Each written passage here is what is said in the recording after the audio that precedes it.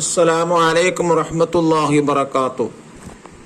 സുന്നി വിദ്യാഭ്യാസ ബോർഡ് 2022 മൂന്നാം ക്ലാസ്സിന് വേണ്ടി നടത്തിയ ആനുവൽ എക്സാമിന്റെ തജ്വീദിന്റെ ക്വസ്റ്റ്യൻ പേപ്പർ ആൻസർ കീയാണ് വായിക്കുന്നത്. മുതിർന്നവർക്കും ഉപയോഗപ്പെടുത്താവുന്നതാണ്.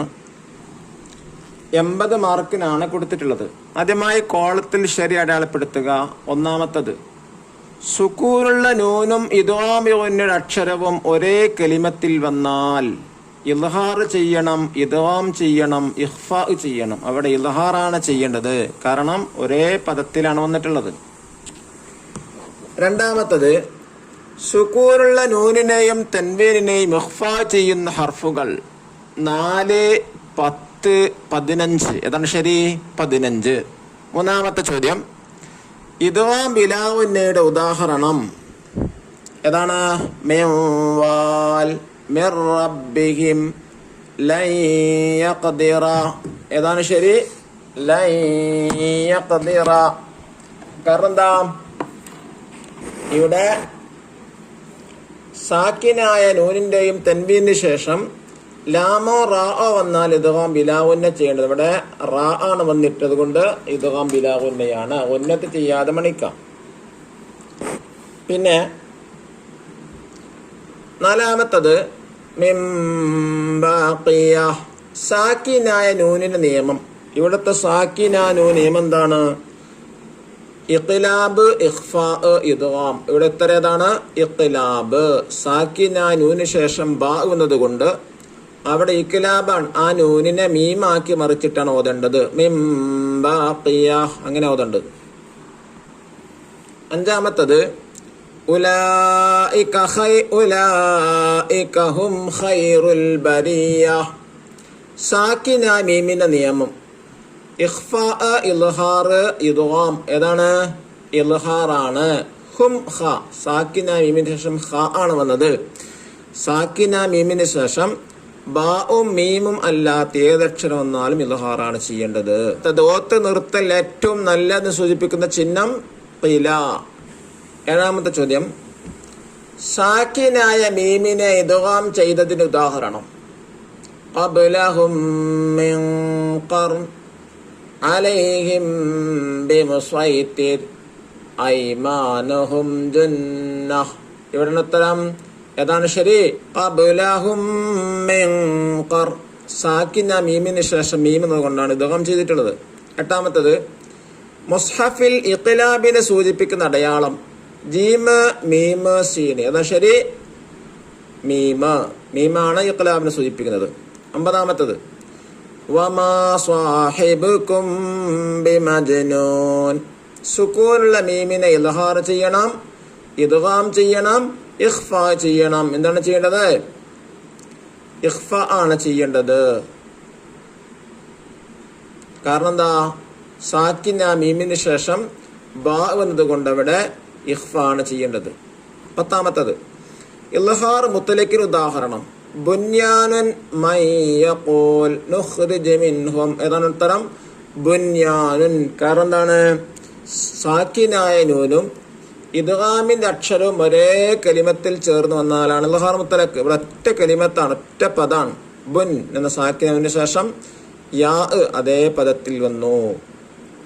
ഇനി ചേരുമ്പടി ചേർക്കുക. 11ാമത്തത്, ഖൗമം ബൂറ, ലെറ്റർ ബി, ഇഖ്ലാബാണ്. തൻവീന് ശേഷം ബാ വന്നു.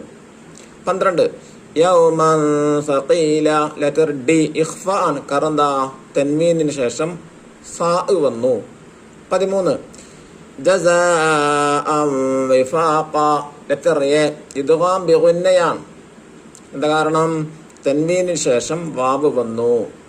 14ാമത്തത്, നസ്സഅതൻ ലിശ്ശവാ, ലെറ്റർ സി, ഇദ്ഗാം ബിലാഗുന്നയാണ്. തൻവീനു ശേഷം ലാമ വന്നതുകൊണ്ട് ഇവിടെ ഇദ്ഗാം ബിലാഗുന്നയാണ് യോജിപ്പിക്കേണ്ടത്.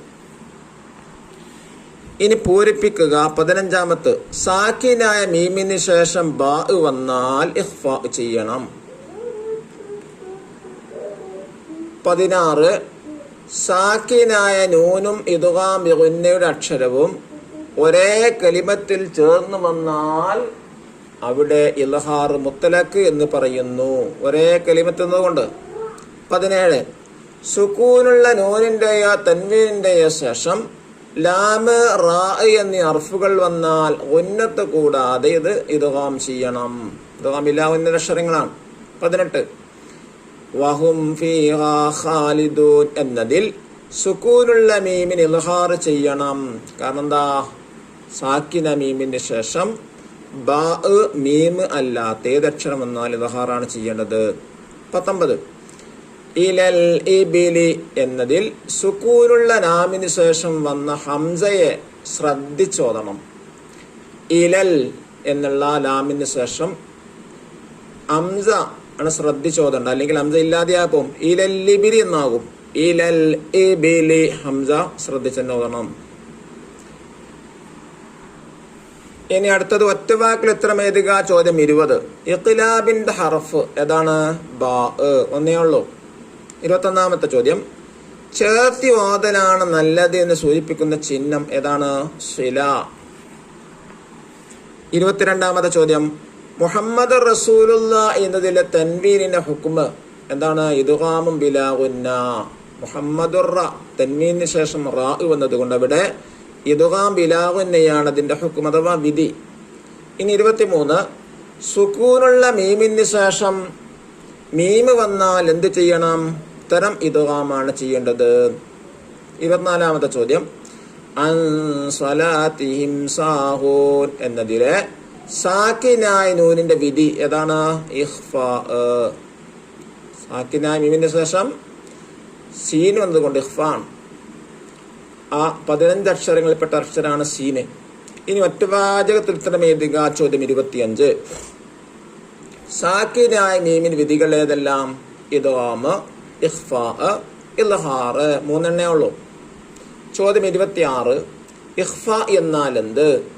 സാക്കിനായ നൂനിന്റെയോ തൻവീനിന്റെയോ ശേഷം 15 അക്ഷരങ്ങൾ ഒന്ന് വന്നാൽ ഇഖ്ഫാ ചെയ്യണം.